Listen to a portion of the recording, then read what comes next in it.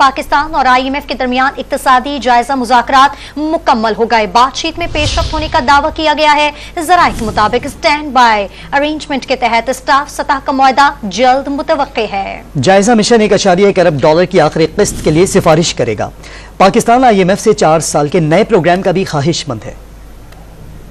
پاکستان اور عالمی مالیاتی فنڈ IMF جائزہ مشن کے درمیان اقتصادی جائزہ مذاکرات مکمل ہو گئے. ذرائع کے مطابق IMF سے اسٹینڈ بائی ارینجمنٹ کے تحت آخری اقتصادی جائزہ مذاکرات میں پیش رفت ہوئی ہے. بات چیت کامیاب ہونے کی صورت میں اسٹینڈ بائی ارینجمنٹ کے تحت پاکستان کو $1.1 ارب کی آخری قسط ملے گی. موجودہ پروگرام کی تکمیل کے بعد پاکستان IMF سے 4 سال کے نئے پروگرام کا بھی خواہش مند ہے، جس میں قرض کی مالیت $7.5 ارب ہو سکتی ہے. ذرائع وزارت خزانہ نے دعویٰ کیا ہے کہ مذاکرات تعمیری اور مثبت انداز سے ختم ہوئے. IMF کے ساتھ معاملات طے پانے کا امکان ہے. حکومت نے IMF کے اہداف پورا کرنے میں بروقت اور سنجیدہ اقدامات کیے. مذاکرات کی کامیابی سے متعلق IMF تفصیلات جاری کرے گا.